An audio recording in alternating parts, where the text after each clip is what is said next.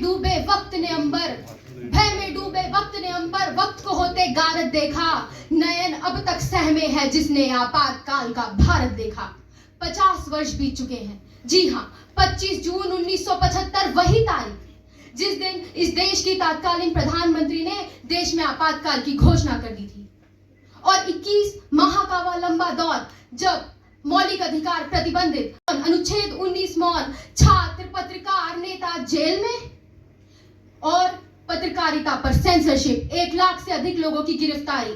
उस दौर में जब संविधान पर, जब लोकतंत्र पर गोलियों से प्रहार किया जा रहा था, तब एक जय घोष उठता है, सिंहासन खाली करो के जनता आती है। 1977 के चुनाव के बाद जो सत्ता बदल हुई, उससे भारत की जनता ने यह साबित कर दिया कि कोई भी बुलेट बैलेट से ज्यादा ताकतवर नहीं होती।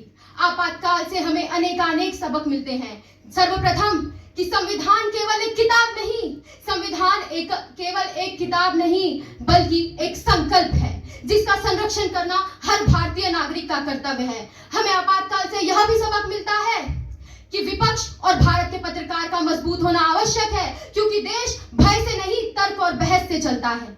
और सबसे महत्वपूर्ण सबक कि जनता का जागरूक होना आवश्यक है, क्योंकि जब देश की जनता जागरूक नहीं होती ना, तो तानाशाही सीधा भीतर प्रवेश कर जाती है। 2 पंक्तियां मुझे याद आती हैं कि ये कैसा दौर था जो खुद ही खुद को डरा दिया, ये कैसा दौर था जो खुद ही खुद को डरा दिया, जिनके हाथों में चिराग था उन्होंने घर को ही जला दिया।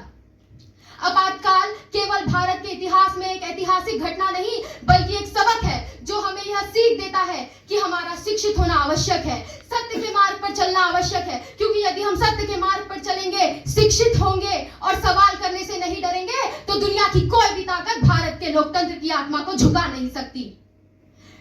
आपातकाल की वर्तमान प्रासंगिकता को चिन्हित करते हुए 4 अंतिम शब्द कहना चाहूंगी कि ये ना सोच अंधेरा है तो हर कोई सो जाएगा, जो आगेगा जागेगा वही नव इतिहास रचाएगा, और जिंदा रहेगी ज़बां और कलम अगर, और जिंदा रहेगी ज़बां और कलम अगर, तो फिर कोई आपातकाल कभी लौट कर नहीं आएगा, तो फिर कोई आपातकाल कभी लौट कर नहीं आएगा। जय हिंद, जय भारत, जय संविधान।